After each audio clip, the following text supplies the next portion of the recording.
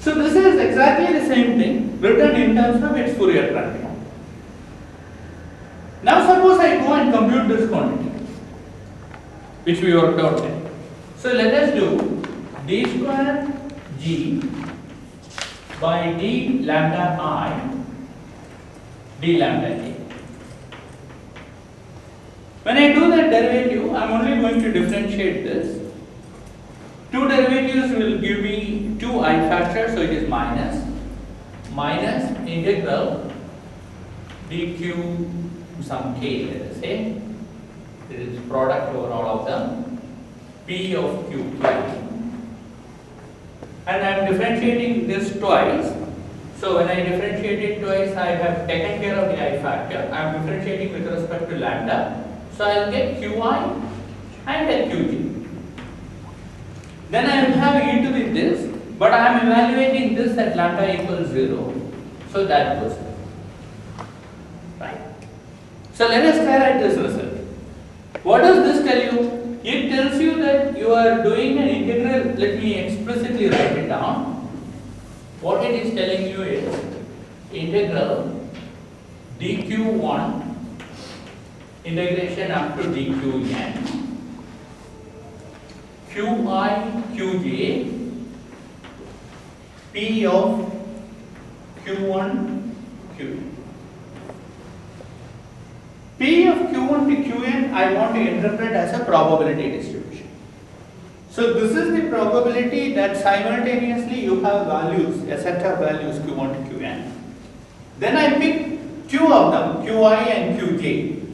So it could be q13, q37. Okay, you take two values and then you are computing its correlation function. This qi, qj simultaneously taken with a probability average. Usually one would have denoted it as some kind of an average like this, qi, qj. This is the correlation function which you get for this multi-dimensional probability distribution. Suppose you had only one variable, then this would have been like dispersion, q square expectation value or whatever. But now you think of it as a correlation function. So what have we found? We have found that this quantity is, with all the minus signs and whatnot, is exactly what we have written down here, which means that the qi qj is equal to mi. Right? This is a nice result. It tells you that if you had a generating function which is of this Gaussian form with an MIT there, it could have been thought of as the correlation function of some variable, some multi-dimensional variable with a probability distribution. We don't yet know what that probability distribution is, but that can be trivially found by doing a Fourier transform of that, which we will do. That is what most of the lecture is going to be. So you can compute a Fourier transform of this and find the probability distribution. Then there is a conjugate variable to this lambda, which is your q. Then the same correlation function appears, same propagator which is sitting here, so to speak, will appear as a correlation function of that way. Okay, all this is just maths, but it is fairly interesting and nice maths. So this is very general, this is used all over physics, statistics, condensed matter physics. Anytime you want to compute correlation function, this is exactly the same kind of rule you will use. In principle, of course, I could have done more correlation function. We will do all that in great detail when we do field theory. But right now we will sit with the 2-point correlation function. So the 2-point correlation function of a probability distribution is obtained by taking the derivatives of the corresponding generating function. So there is a conjugate relationship between the probability distribution function and the generating function. Once you know one of them, you can obtain the other. What we have got here is in some sense the generating function, and from the generating function we are going to go to a conjugate variable and its probability distribution function. Then once I have that conjugate variable, the correlator of that conjugate variable is going to appear as mi. But you can actually guess. We already know that this quantity has a representation as time-ordered, the expectation value of the time-ordered product of field variables. So roughly speaking, you already know that these q's are going to be like our fields. They are going to be conjugate to this j, and when you do the Fourier transform, you will get some kind of a probability distribution for these fields. Okay. The question is what they are, which we will learn to apply. Before I do that, I want to get out of the way one more bit of mathematics. All this is fine when you do a discrete set of objects, q1, q2, qn. Okay? But what we have got here is strictly speaking not a matrix. Even though we are going to, most of the maths we will just think of them as matrices and take appropriate dimension. It will work out. But these are continuum variables. So what do I mean by taking a derivative with respect to lambda I? Needs to be generalized when this is a continuum variable. And that generalization is called functional differentiation. So I want to spend a little bit of time explaining to you what a functional differentiation. Now again, this is just a fancy word. You guys have all done this in your life several times. Whenever you have done classical mechanics, you have done a functional derivative. So the simplest definition of functional derivative is like this. And I will use some field symbol just for convenience. It could be anything. A functional is a mapping from the space of functions, and you define whether it is real or imaginary or what, complex or whatever, from a space of functions to again a real number or a complex number. Okay? So just for simplicity, if you think of real to real, you give me all real valued functions and I give you a rule by which you can convert it to a number. So you give me a function, I will give you back a number. Okay? So the simplest thing which you have all studied is area under a curve. Suppose I have fixed an x1 and x2, you give me a whole lot of functions f of x. Then I can always compute integral x1 to x2 of f of x dx and get a number, which will give the area under the curve of that function in the x1 between x1 and x2. Okay? Then you can put a restriction saying that, I mean, just like when you define functions, you sort of put bounds on the range and the domain. You can say, look, I only want functions which are continuous, I only want functions which are not singular, I only want functions where this area is finite. That is up to you. So there is a space of subset of space of functions from which I give you a rule in order to compute a number. That is what a functional is. Okay? So in a way, it is thought of as a function of a function. The simplest kind of functionals which you have will come with an integral, like the area under the curve. Now the functional derivative is defined by the following rule. So, well, there are several ways of defining it. I will do it in a way which is most useful and then we will generalize. This is the symbol for the functional derivative. Most of the time we will skip all the arguments, but for once let me write it down.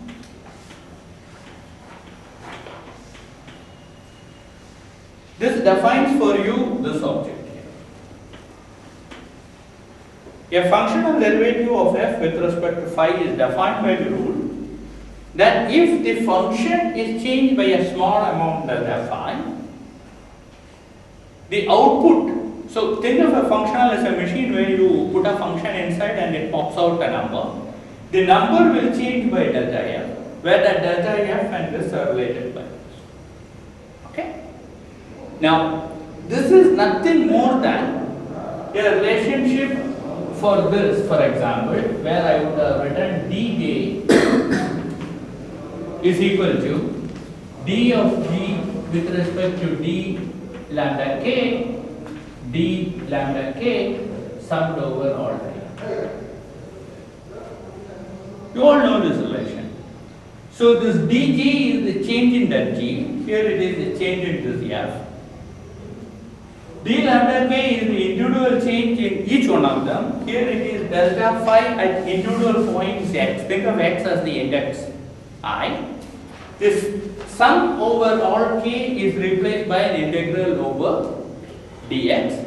And what sits in the middle is your derivative. Here it is a function. Okay. Now, what do I mean by this delta phi of x? It means that you take a function and then you add to it another function. I mean, then change it by a slight amount. So suppose you originally had a function. I mean, this is what we do when you do variational calculus. You have a function, let us say, suppose I have phi of x versus x in sort of one dimension, which is denoted by this, I can think of a small change in that function, which could be like this. So this deviation at every point defines for me what is my delta phi. Okay. More precisely, you can take a function, add to it epsilon times any function, and then take the limit of epsilon going to 0. That allows you an alternate way of defining this, which is very nice. The way you define this is, think of a delta phi of x, which is of the form epsilon times Dirac delta function of x minus 1. So y is a fixed point.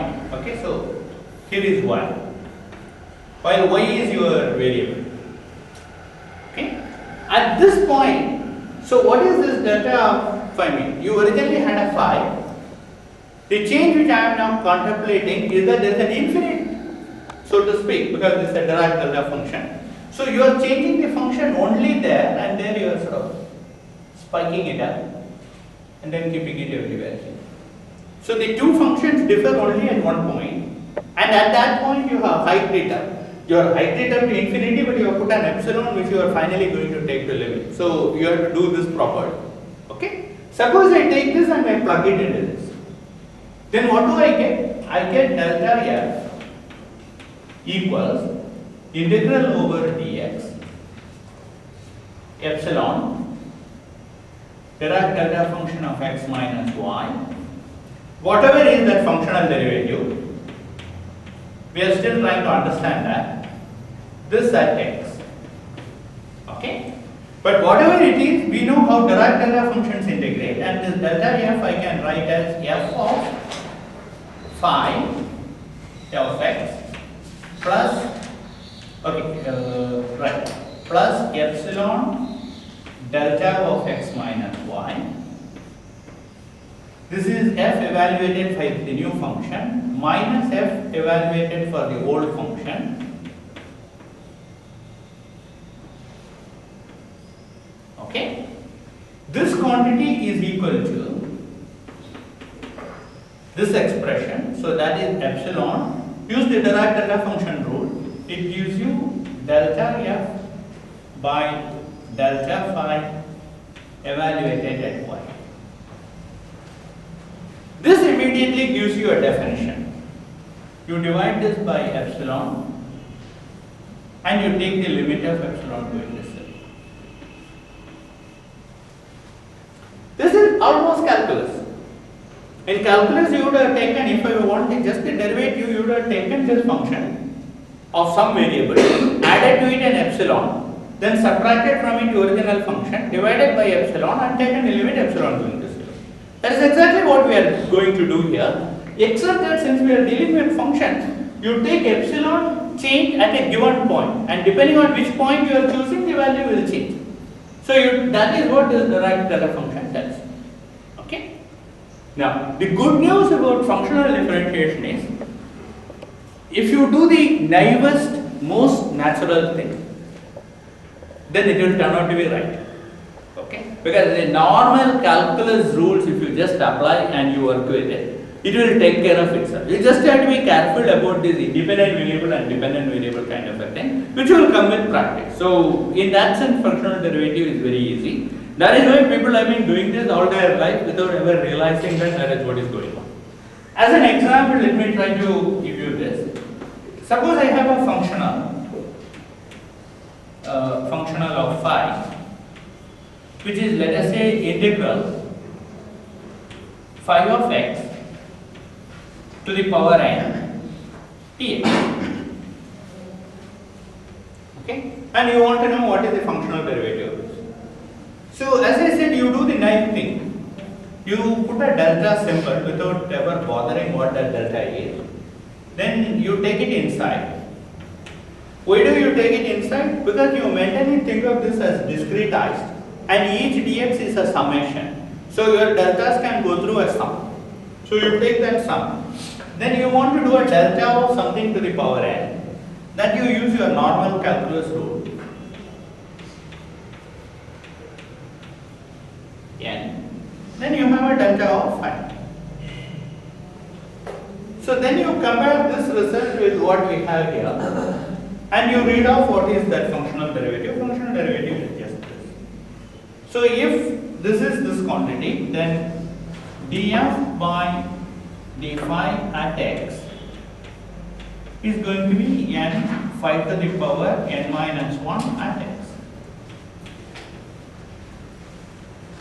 All that you have to remember is that, okay, to be very consistent in my notation here, I should be putting ordinary bracket because they are functions and functionals are square brackets. Okay. Now notice that when you do this, the integral has disappeared. Also, it now depends on which point x at which you are evaluating this. Right? This is still a functional in the sense that it depends on which function you are choosing. I can choose for phi of x log sin h of x, then you will get a value. Or for phi of x, I can take x to the power 13, then I will get a different value. Not only that, it will depend on which x I am choosing. So it is both a functional of phi and it is a function of this ordinary variable x. Okay. So let us do one more example. I mean a kind of example which you will keep getting in field theory. Suppose you are given a functional f of phi which is integral some k of x comma y phi at y d1. Okay. So this x goes for a right. It is just a pure number as far as this is concerned, and all the fun is in this y integration. So now you want to do delta f. So you do exactly the same kind of a thing. When you do the delta f, you will get k of x comma y delta phi at y dy. So you read off the functional derivative delta f by delta phi at y is equal to k of x comma y. Okay. This is a linear functional in phi in the sense that once you are differentiated, the dependence on phi is gone. It is like if y is equal to 3x, once you differentiate with respect to x, dependence on x is gone. It is just 3. Okay. So this is one. The other kind of examples which you will have is just one step more. You can have phi at x as well and a dx dy. This is a quadratic function. So it will be a half.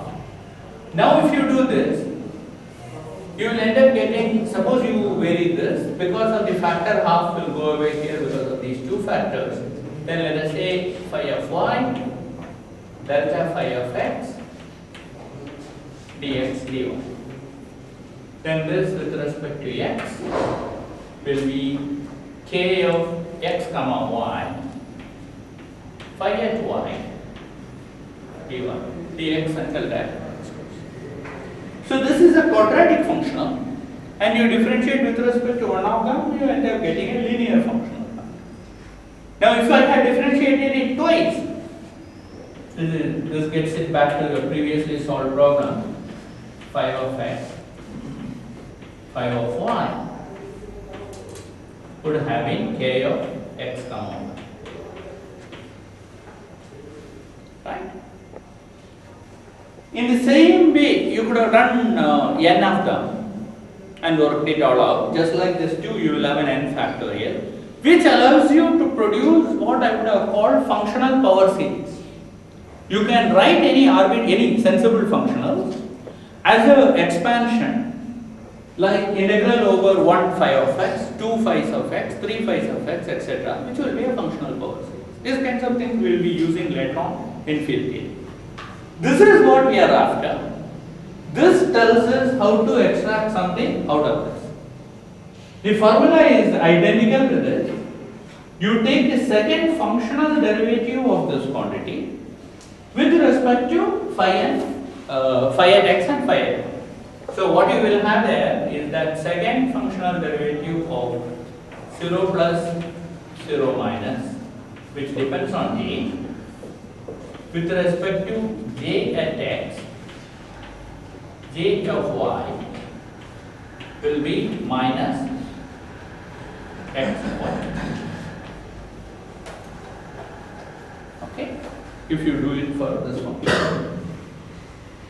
So you should verify this result. So I have also told you by now how I can generalize this basic result here.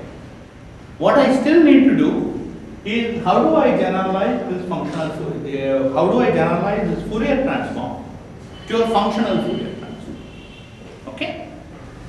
I mean, by now it should be obvious in the sense that this lambda j qj will get replaced by something like integral lambda at x q at x dx.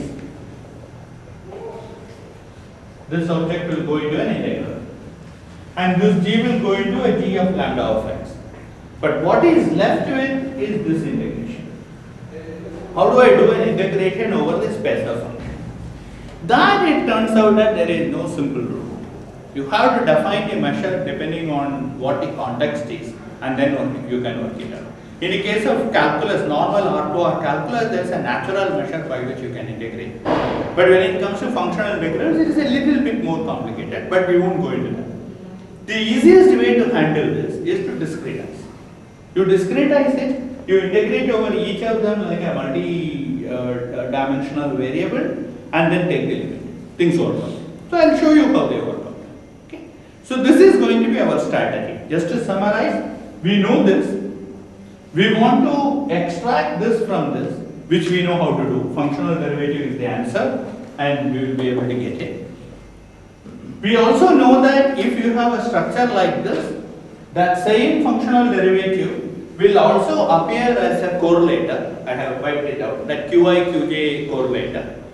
So once I do a functional Fourier transform of this quantity, whatever conjugate variable I get, that will have a probability distribution and the conjugate variable, the correlation function of the conjugate variable will give an alternate description of this MIG. This is what we want to discover. We want to know what a natural correlation variable is and more importantly what this P is, okay, which we have to work it out. Okay, we will do that. Okay, so let us start with this.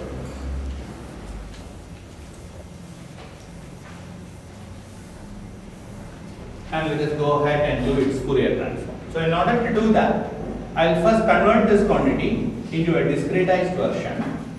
So I will write it as exponential minus half J transpose, let us say m x y, so that is m g. Okay. So what it stands for in a slightly greater expanded version is minus half. We are going to say there is a summation over x, y, jx, m x y, jy. Okay, this in matrix form will be this. Alright. So let us compute the following quantity. We will take integral. We want to do a Fourier transform of that. So we are going to do an integral pi over x djx exponential minus half J transpose mg times the Fourier transform variable, which is exponential. Okay, let me take it with a minus sign, doesn't matter whether it is minus or plus, jx, and you need a extra variable which I will call phi of x.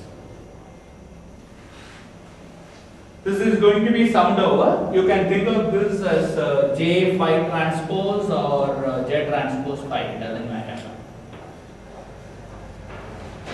Let us make sure we understand what is going on.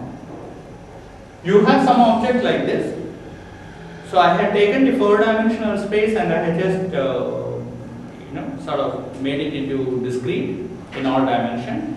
So every x and y gives you a lattice height in the 4-dimensional space, and this matrix mxy is going to be this, just a discretized version of that. Then I am going to think of this jx as a set of variables, j1, j2, j3, j infinity, so to speak. And then I am going to Fourier transform on each one of them. So to Fourier transform on each one of them, I should have, with every jx, I should associate a phi x, phi 1, phi 2, phi infinity, which is like our q's. And then I have to do this integral over all the j. Okay, this is what I have to evaluate. Now, this you had already evaluated if you have been doing assignments, because I have given this long back as an assignment. That is, in terms of matrices, if you do this integral for a finite matrix, this, if you haven't done it, you should go back and do it. The way to do this is to diagonalize this j. Okay, and then you will end up getting the eigenvalues of, diagonalize the m, and then you will end up getting the eigenvalues of m there, and then you can do the integral as a quadratic integral. Okay. So if you do that, your answer is going to be something like 2 pi to the power the dimension by 2. This we are not even going to be bothered with because the dimension is infinite. So this is an infinite quantity, so you will just put it below this djx because the integration is also over an infinite number of variables, so it goes into the measure. But if it is a finite dimension, you will have this. Then you will have determinant of m to the minus half. This is going to play an exceedingly important role later on, but for the moment we don't care because we are interested in the phi dependence. This doesn't have a phi dependence. Then you will have exponential minus half phi transpose m inverse phi. This is what we are after. Okay? So let us write this. If I call this entire thing as some g of phi, okay, if I call that g of phi, this is going to be g of 0 exponential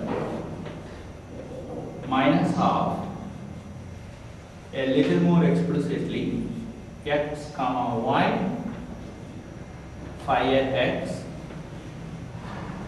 m inverse xy phi at. This m inverse xy, I will call it another matrix. I will call it D of xy.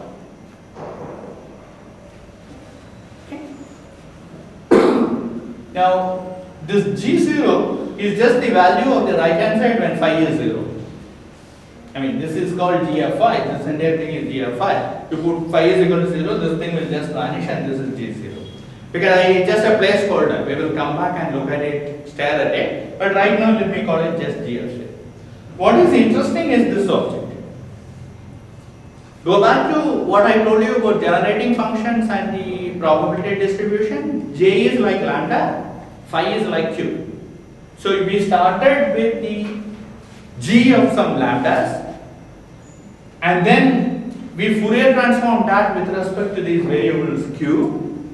Then what we got was p of q. So here our p of q is this. So the probability distribution on that conjugate variable is governed by this m inverse of xy. What we need to do is to determine what this object is, which is what we are doing. Of course, we want to determine it in the continuum limit, not as some discretized lattice, but it turns out to be fairly straightforward.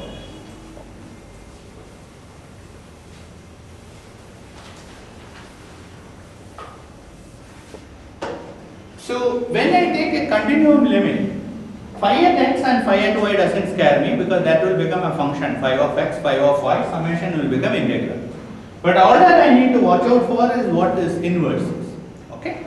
So let us try to define that properly. So what is an inverse? That is d of xy.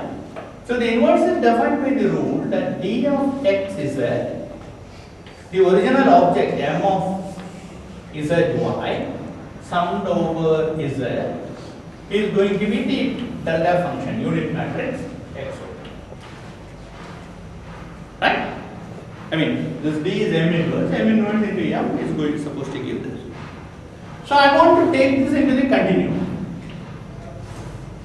So in the continuum, this will give me d of integral over d4 is that d of x minus is that m of z minus y should be equal to derived delta function of x minus y. I know m, I have to find d. How do I know? It only depends on the separation. Well, one way is to use our translation invariance again. On the other hand, we know what m is. M was our old friend, x to y propagator. That depends only on x minus y. So it looks natural that this will depend only on the difference. And it will turn out that you will get a consistent solution. You are only looking for one solution for writing that inverse. Okay? Fine. How do you solve this? These things turn out to be trivial. What you do is you work in the Fourier space. So you write this as some m of p e to the I p z minus y. To be very consistent in my notation, I should put a minus sign. That just makes things messier, but it doesn't matter. Okay, so let me put a minus sign. Because minus sign will give the spatial momenta with plus. It's not a big deal. So this d we are going to write as d of, let us say, q e to the minus I q x minus z. Okay? Of course, there is going to be an integration over q and p. Now, there is also an integration over z. As usual, we will do the z integration first. So, I get a plus iq z and a minus ip z. Z integration just sets q is equal to p. Right? Then you do one of your q integrations and you are just left with one integration over p, which will be d4p over 2 pi to the power 4 in my standard measure, d of p, m of p, e to the minus ip x minus y. This should be equal to the derived delta function's Fourier representation, which is d4p over 2 pi to the power 4, 1 e to the minus ip x minus y. So that immediately tells you fairly trivially that this d of p into m of p should be 1, or d of p should be equal to 1 over m of p.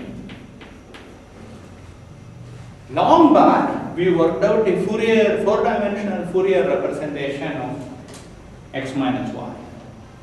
So that we found that x minus y, we should go and look it up, has the form d4 of p over 2 pi to the power 4 I by p square minus m square plus I epsilon e to the minus ip x minus y. Just check up on your notes. This is what you would find. So what we have got here is your m of p, right? Therefore, this will be 1 by I, which is minus I, what out for sines, p square minus m square plus I epsilon. So you have got your d of p. Of course, this is just an intermediate step. What we need is d of x minus y. So d of x minus y will be or rather okay, d of x minus y will be minus I integral d of p with an integration over d4p over 2 by the power 4 minus I have taken out p square minus m square plus I epsilon e to the minus I p x minus 1. Right. Okay. Now, one thing which you will realize immediately if you have been alert is that this is infinite. Okay, but that if you are doing quantum field theory, infinity should not scare. So, but we will manipulate things and you will finally end up with a meaningful expression. So, we don't stop here because it will blow up in your face. So, you have to do things with it. Firstly, this p square can be obtained by differentiating with respect to x. Right? So, that will give me minus p square. Therefore, I write this as minus I integral d4p over 2 pi to the power 4 minus box with respect to x minus m square plus I epsilon e to the minus I p x minus 1. So let us take this minus sign outside. So this minus goes, this becomes plus, and this becomes minus. Okay? Then you notice that this is only an operator on x, therefore I can take this whole thing out. So you write this as I box with respect to x plus m square minus I epsilon acting on integral d4p upon 2 pi to the power 4 e to the minus I p x. That is well known, that is correct. So this is what your d of x minus y is. The reason it is infinite formally is because it involves derivatives of the Dirac delta function treated in a distributional sense. Okay? But that is okay, we will leave it like that because we are going to use it inside an integral. Therefore it is fine. Okay, now we go and plug this into the integral which we have got, which I shouldn't wipe out. So let us be careful. Yeah, okay, I'll take off this part.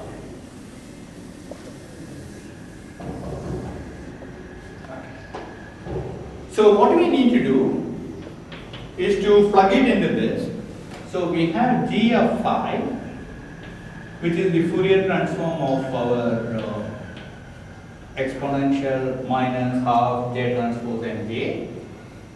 This is given by g of 0 times exponential of this quantity. Okay, I might as well just work that out and before coming here. So what I need to do is to find minus half integral over dx integral over dy. This replaces minus half summation is dx over dy phi at x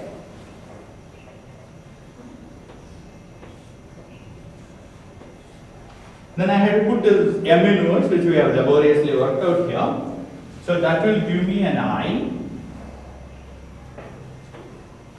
Then I have this box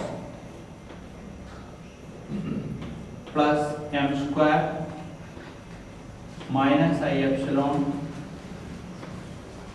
delta of x minus y. Then I have a phi of 1. This is just a translation of this line.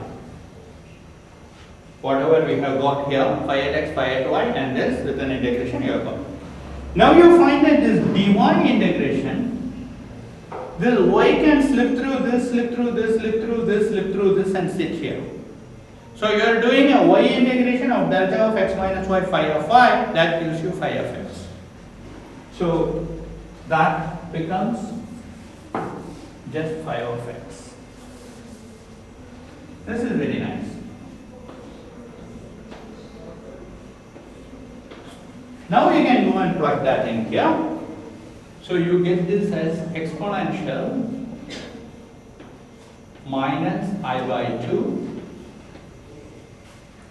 integral over dx, that is d4x, phi of x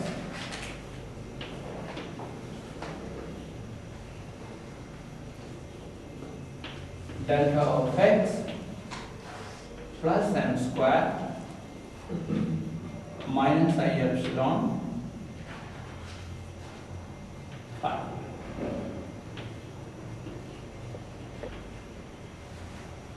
A sanity check would be I epsilon should come with the right sign. Minus and minus goes away. I into I will give it minus. It is a minus epsilon phi square, which is what we want. Okay. So we have got up to this, and this is a good place to stop this integration, but we want to write it in a slightly different way. Okay. What we are going to do is, now we don't need any of these. What we are going to do is to massage that integral a little bit more. What we have got there, this m square minus I epsilon phi of x, I don't care, but I want to look at this term. So I have a phi of x box phi of x. Okay? This box was my 4-dimensional box, so this is phi of x, derivative with respect to a, derivative with respect to a, phi of x. Okay, let us be clear, we understand the notation. Whenever index is raised or lower, if the raised index is 0, nothing happens. If the raised index is a spatial index, it flips on. Okay? So, and it is summed over. So this entire thing stands for, if I look at it explicitly, your dA will stand for d0 minus, plus del square, no, let me not put it as del square, plus del square, plus dj. Now this d0, nothing happens, it is just d0 square. Here when you are rising, it becomes dj square. So this is d square by dt square minus del square. Okay? So once I have got it up to this, manipulating is easy. You write it as dA of phi minus dA of phi dA of phi. It's just integration by parts. This whole thing, to one of them will give you the double derivative here, the other one is subtracted. Now this is integrated over d4x. So I have an integral here over d4x, integral over d4x. Okay? Now what is this? This is something like a divergence theorem. Again, if MSc students have not done this before, let me spend a moment on that. What is being done here is that, I need more space here. Okay. What is being done here is that you are doing an integral dA of some vector dA over d4x, some domain in the 4-dimensional space. Just for simplicity, let us look at that domain in the following way, truncating one spatial dimension. This is x, this is y, this is t. So instead of 3 space and 1 time, I am thinking of 2 space and 1 time. Okay? So you have this integration to perform.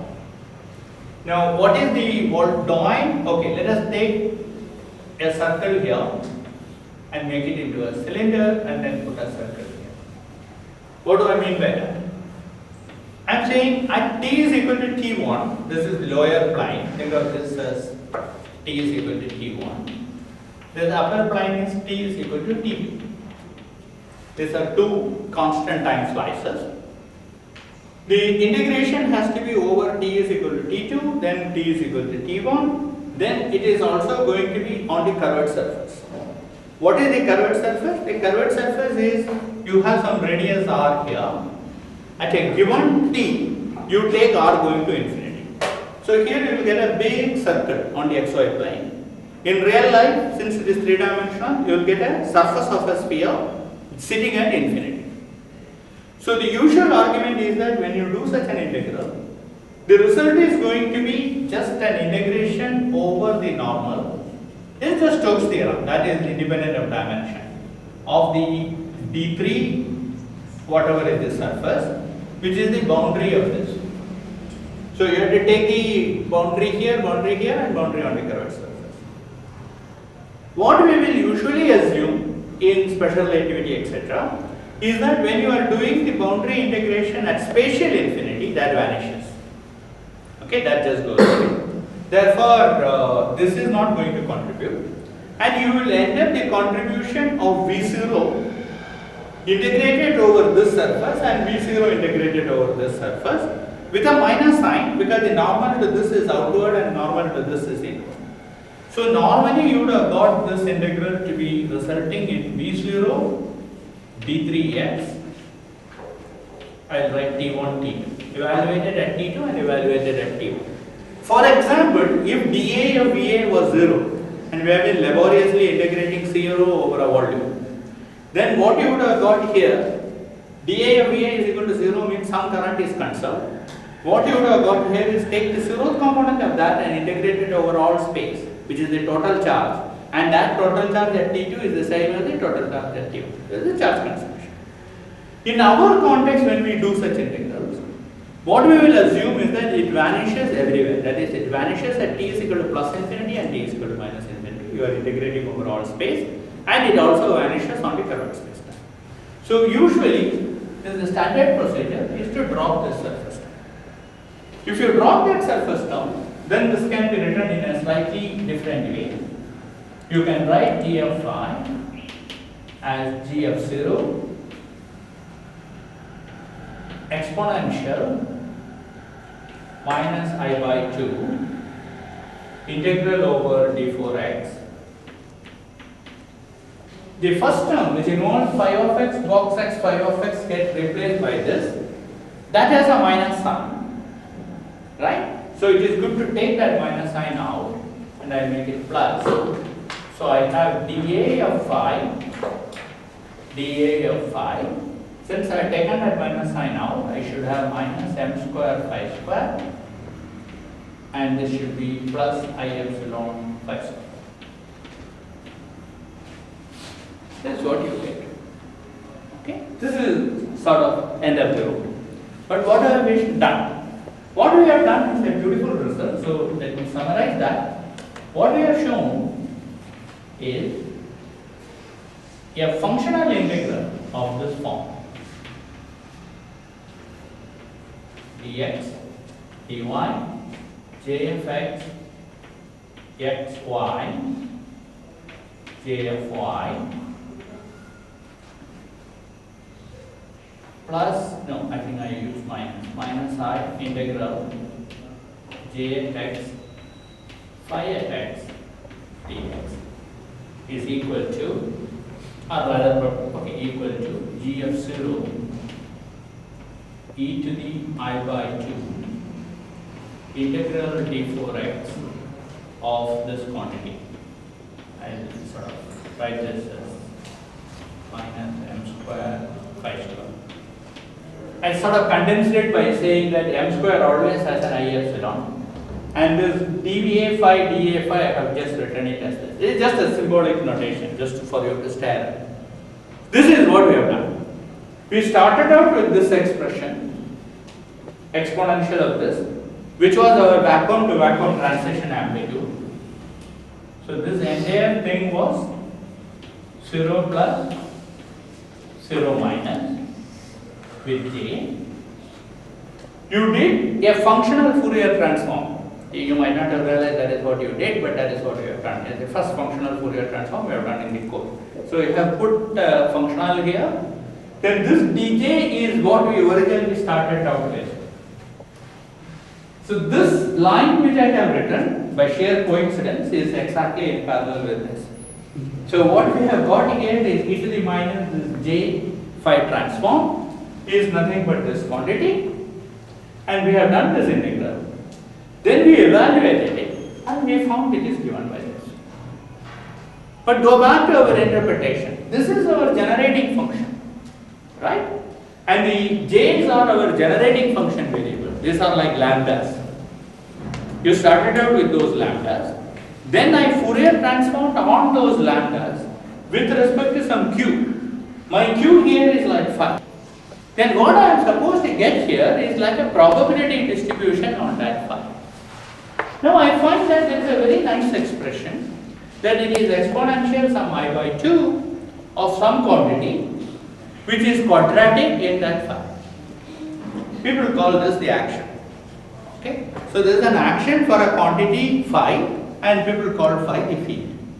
So this is how you recover the field from the vacuum to vacuum transition amplitude by doing a functional Fourier transform. Now this is exactly the same relationship between a probability distribution and its generating function. What do generating functionals do? If you think about generating functionals physically, it is of course mathematically the Fourier transform. What the generating function will tell you is that if I change something slightly, how does the system respond? Because you can do the variation with respect to delta J and get all the correlators. See, after all, the correlation functions of the original probability distribution were obtained by derivatives of the generating function with respect to J. So the J's are in some sense your probes. You put it in and you vary it slightly and you ask how the other thing is varying. And that tells you how the system is correlated. Okay? So in fact, if you are again going back to condensed analogies, most of the time the J's are very tractable things which the experimenter can manipulate. It could be like, for example, an external magnetic field. So you will change the magnetic field and you will see how the system responds. Some numbers associated with the system changes with it, and that will tell you the correlation properties of the system. This is precisely what we are trying to do here. The source which was put disturbed the vacuum and it produced particles out of it, and it also changed its energy density. We found that. Now if I change the J slightly, I want to know how this response changes, and that is characterized equivalently in terms of these fields which we have arrived at here. Okay? So that is the physical interpretation of the whole thing. So we have recovered the field, so to speak, from this by two methods now. One method is like we just wrote down as a correlator in terms of harmonic oscillator. Here, even though harmonic oscillator is behind the blackboard, we have never mentioned harmonic oscillator. We started with this and just did a functional Fourier transform and you get this result. And this is what you found. Okay. Now let us go a bit further. At this stage, you can do something rather nice. You can write this in an inverse form. So let me write that also down. You can say that the vacuum to vacuum amplitude, which we started out with, which is this, is an inverse Fourier transform of this quantity. Right? So I can write this equivalently as integral. Now it is a Fourier transform on phi, which is a functional integral over phi of the right hand side, which is g of 0 e to the I times action a of phi plus I integral j at x phi at x.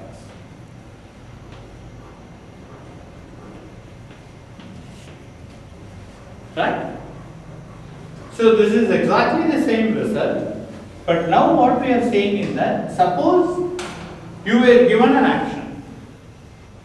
Okay? Forget g of 0 for the moment, we will get back to that. You are given an action, then you add to it an external source. So you sort of disturb the system slightly. Then you ask and obtain this vacuum to vacuum transition, because the external source is going to now produce particles and destroy particles. You have got that. By differentiating this, you can obtain the 2-point correlation function. Therefore, you should be able to write it down with some expression on the right hand side. Okay? That is worth doing. So let us just try that out. Because earlier on, we wrote down a formula that if I take the functional derivative of that original quantity, essentially I will have d square of this quantity, 0 plus 0 minus j with respect to j of x delta j of y. If I remember right, this turned out to be minus x comma y. Forget signs if it was wrong. I believe it is correct. This is what we originally found. This evaluated at j is equal to 0. Give you this. Now I want to go and compute this quantity. So I am going to now do the differentiation on the right hand side. But when I do the differentiation on the right hand side, let us say I am first going to do derivative with respect to delta j. So j is sitting only here. So after that it is a free ride. Then when I do that, I will get the exponential. Then I will pick up 1 I times phi of x. Right? Then when I do it once again, I will get another I times phi of x. Then I put j is equal to 0, so j vanishes after having done its job. So 2 i's will give me a minus sign. So I will end up getting minus integral d phi. The phi will come twice, phi at x, phi at y,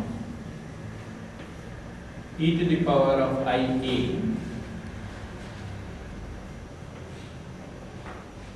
times g of 0. Let me just keep it there because I have taken care of everything else. Now this g of 0, if you want to get rid of, this is a good time. Where did this g of 0 come from? G of 0 was essentially determinant of m to the minus half. Right? Let us write it down. The g of 0 which we got on the right hand side, if I again remember right, it was determinant of m to the minus half, which was just used to normalize it. But that is exactly what I would have got if this j was not there. Therefore, I can write this as just same quantity integral over d of phi of e to the I. That would have been on over here. That is, if I did not differentiate do any of these things, I have got 1 when j goes to 0. Okay? So you just verify this result. So you have got this relation, and now I can remove this minus sign, remove this minus sign, and wipe this one. This is very nice. We threw in a j, spent 3 lectures studying it, and now we have removed the j. And we have got a result for yet another relationship for our propagator. We had a relation that the propagator was the vacuum expectation value of the time-ordered product of the field. Now we have got it as a functional average. Remember, whatever you are supposed to obtain as the Fourier transform of this e to the minus half j at x, j at y, xy is supposed to be a probability distribution, so to speak. So you can think of this as the amplitude for a field configuration phi to exist. So if an amplitude for a particular field configuration exists, then the correlation between phi at x and phi at y will be given by this average. This is our old friend again, qi, qj, p of q integrated over all q. So this is the continuum version of that, normalized with respect to the same probability distribution. Most of the time you won't even bother about that normalization. Okay? So this is the result which we have got. But on the other hand, we also know this is equal to 0 t phi at x, phi at y, 0. So now we have got a result which connects this quantity with a path integral expression. Except that we have never done this path integral. It's some formal sum over all field configurations of this quantity is going to be the time ordered expectation values of this. Okay. Now this can be obtained in different ways, but I think the way I have obtained is probably physically very obvious and is also in some sense quicker. You can immediately get this result out of it. Why does this work?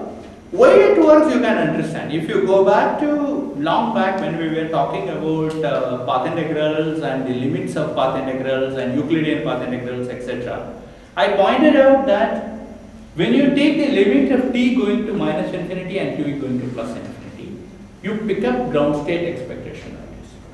Right? I mean that there was a general proof which we gave using Feynman-Craig formula.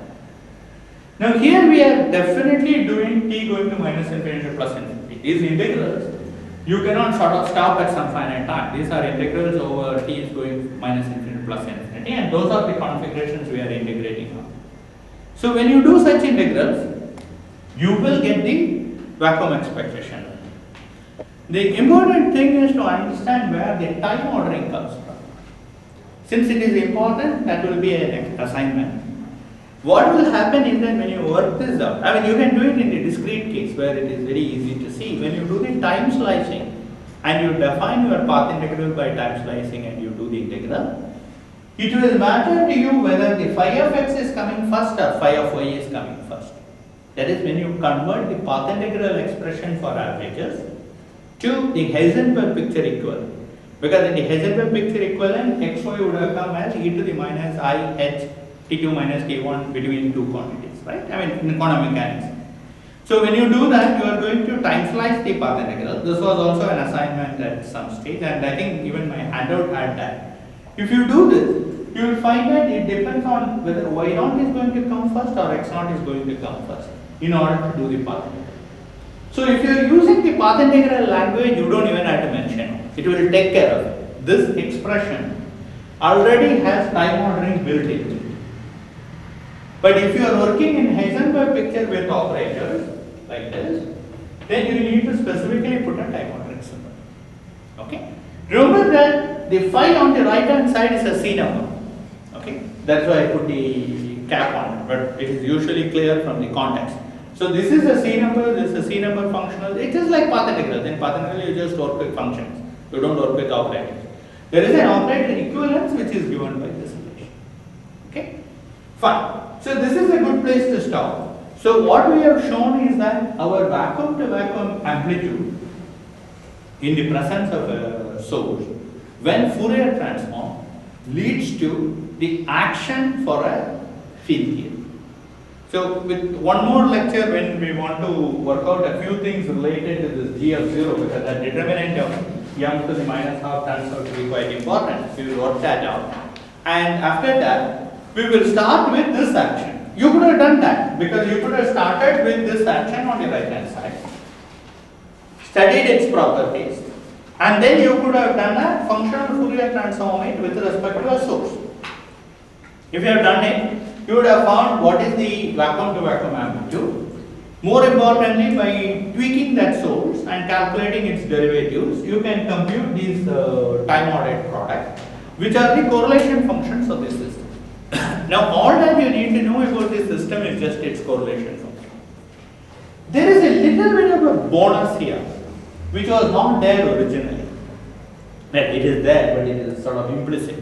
You have got this expression, and you differentiated it with respect to j twice, right? Suppose you differentiate with respect to j 14 times. Okay? Every time you will bring down a phi. So on the right hand side you will get phi of x, phi at x1, phi at x2, phi at x3, phi at 14. Now by the same argument that when t goes to minus infinity and t goes to plus infinity, you pick up the ground state expectation value, it is going to be the expectation value of a 14-point function on the left hand side. That does not have a simple interpretation in terms of its own.